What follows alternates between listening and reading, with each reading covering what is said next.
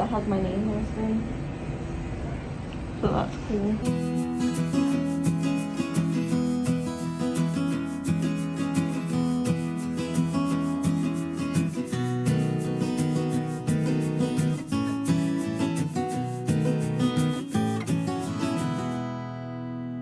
I'm leaving the NIH today. I'm going to put this video at the front and then before each clip so I can explain this whole process and how it came to be. I mentioned this in previous videos, but I had a whole exome sequencing done. And whole exome sequencing, it tests your genes, clearly. The results of the whole exome sequencing came back and showed that I have 2 mutations in the gene TTC7A. That particular gene impacts the gastrointestinal tract and the immune system. Normally, when you have mutations in the TTC7A gene, it causes something called TTC7A deficiency. And most of those people with TTC7A deficiency, they are young children with homozygous mutations, and they pass away very early on in life, within the first few years. They have severe immune deficiency. They have early onset inflammatory bowel disease, as well as intestinal obstructions. The bowel will just start narrowing in various places, and if you operate on one place, it just goes to another place. Each person has 2 copies of a gene, one from your paternal allele and one from your maternal allele. When you have a homozygous mutation, you have the same genetic mutation on each copy. I have what is called a compound heterozygous mutation, and that means I have a TTC7A mutation on each copy of the gene, but the mutations are different. So I have 2 blips, so to speak. And because I have 2 blips and the gene isn't completely broken, I have the same symptoms as these children with TTC7A deficiency, but mine are to a milder extent. That's why I've been able to live into my early 20s. I have had symptoms since birth, but it got bad from age 10 and on. And we thought that when we found the Ehlers-Danlos syndrome, the connective tissue disorder, that I'm very, very bendy, that was the answer for everything. But as I've gotten older, I've developed all these strange immune components, bone marrow abnormalities, and obstruction after obstruction, sometimes pseudo-obstruction, but my intestines, I've also had mechanical obstructions. My bowel has narrowed. I have strictures down the entire length of my colon before it was removed. My doctors have several patients with Ehlers-Danlos syndrome and dysautonomia and mast cell disorders, and they do have GI symptoms, but not the same ones I'm presenting with predominantly. And it just wasn't adding up. So I have this additional genetic issue that is causing the majority of my symptoms. I am an intestinal failure, but not because my gut is slow. My intestines are bleeding, they are ulcerated, they are narrowed, and I get obstructions. But yet I always have diarrhea because I have the inflammatory bowel disease, classic for these mutations. So that is why I am seeing a GI transplant team. That GI transplant team is not aware of TTC7A mutations. It's so new, hardly anybody knows about it except for this one particular specialist who is conducting research with the disease at the NIH. Prior to undergoing a transplant, my transplant team wanted me to see this chief of immunology doctor who specializes and studies this particular disease. I had to sign a paper saying that I'm gonna be in this research study for the next 10 years. So they're going to monitor me over time to see how it progresses and to learn more information. The TTC7A gene, it encodes for a particular protein that's imperative for intestinal integrity. It helps maintain homeostasis and to help epithelial cells and so on. And when that is not working properly, essentially the doctor said that a normal person's intestines are like this, but mine are like this. So when I put anything in my gut, and even sometimes when I don't, it's like everything can potentially be escaping.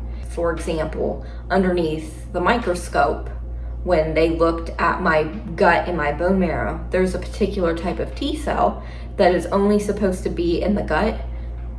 It's not supposed to be in other tissues in the body, and if it is, very minimally. But mine are, I have them in the gut obviously, but mine are all in my bone marrow. So I'm having gut cells in my bone marrow. So it makes sense as to when I try to do some sort of intake, I'm actually having like hemophagocytosis in my bone marrow and just weird things that shouldn't be. There is no cure for this. Intestinal transplant can buy you more years, and if the immune component is extremely severe, you can do a bone marrow transplant prior to undergoing your intestinal transplant.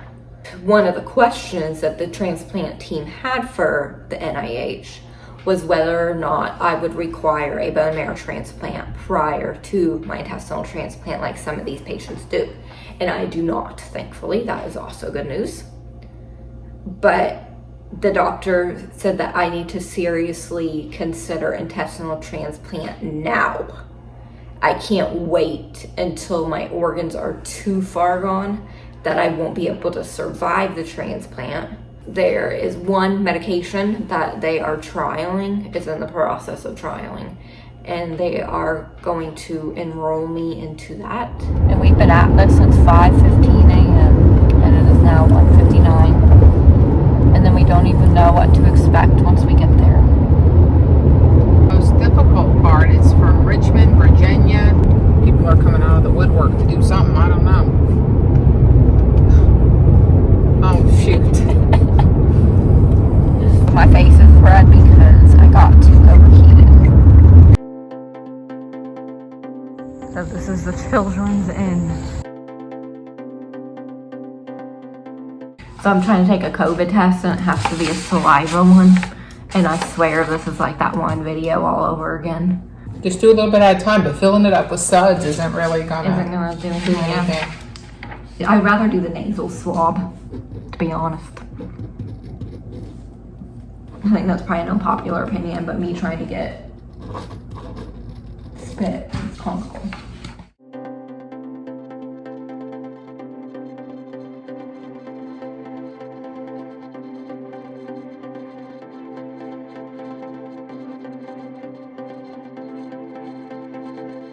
Do you think we look like crazy people? might look it and I'm rolling with everything on my lap.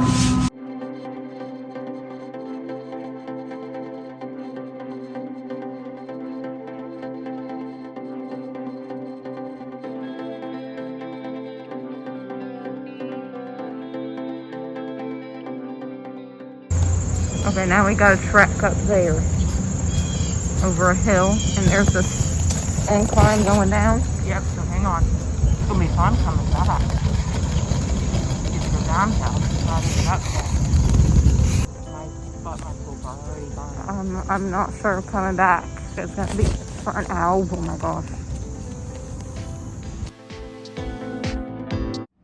I can breathe. I have to double mask because you can't just wear these here.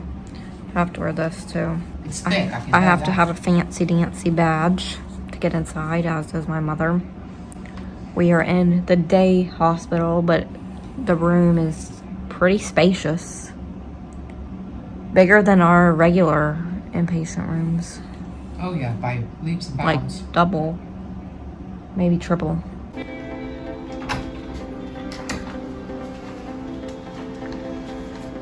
I'm filming to show the day room at the NIH. This is the day clinic hospital.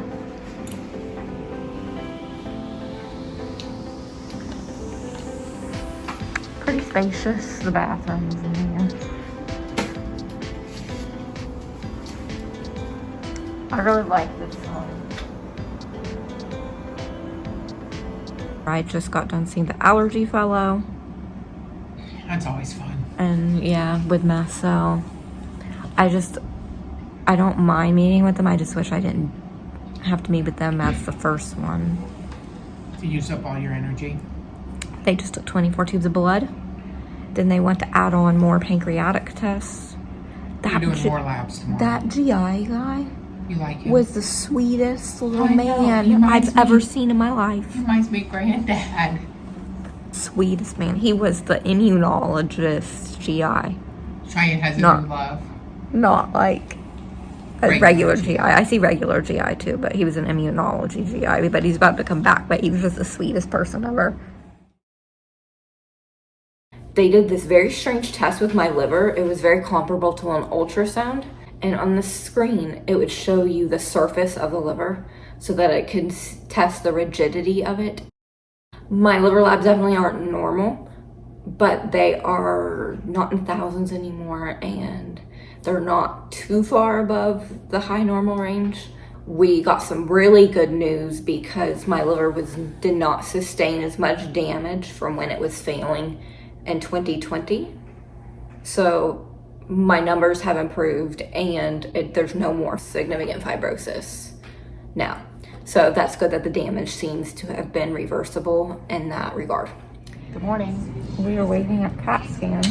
The CTs of my sinuses, chest, lungs, abdomen, and pelvis.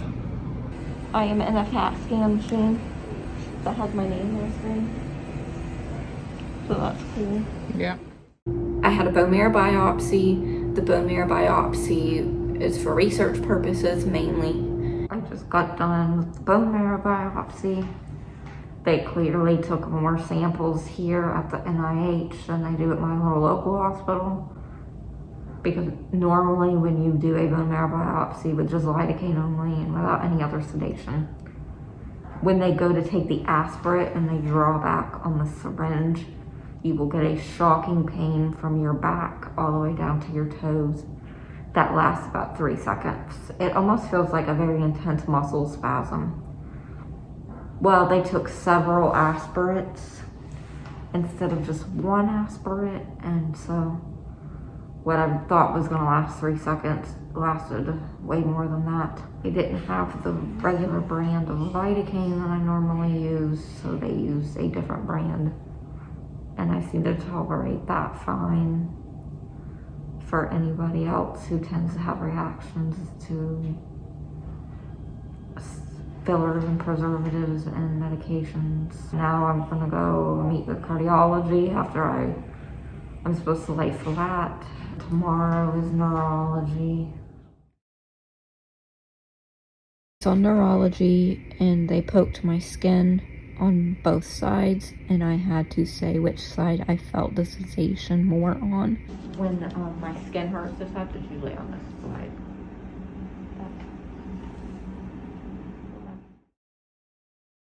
I had a DEXA scan, which is kind of embarrassing because the last one that I had a couple years ago, it was not good.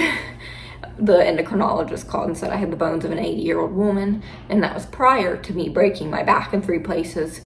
Because I'm way lower on steroids, I hope that there's been some improvement. Today, I had a DEXA scan at 8:45 a.m. Then I came back to the day clinic and met with pulmonology. My CT scan came back showing that I have ground glass opacities in the right upper lung area, and they said it was a nodule, a 6-millimeter nodule that could be either infection or inflammation. The last time I had the ground glass opacities was when I had the PCP or PJP, because it can be called either one, pneumonia back in February 2020. So that was kind of freaking us out because I had to stop the prophylactic treatment, but they don't really think it's that. I have restriction in my lung function tests. They didn't know if it was because of an actual lung problem or what it was caused from, because it wasn't quite adding up with my symptoms exactly. And They did more tests, and that test determined that it's not so much as an actual lung problem. There is a diffusion issue, but I have weak respiratory muscles.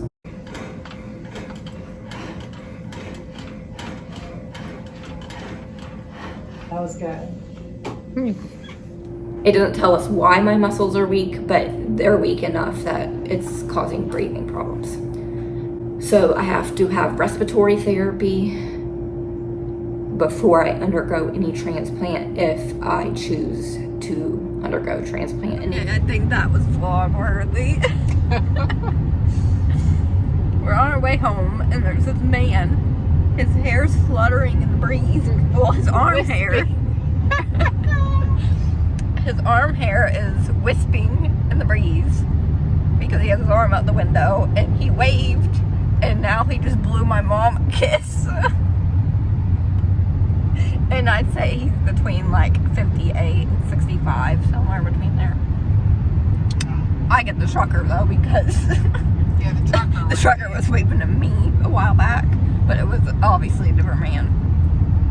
I gotta tell Savina who's got some competition.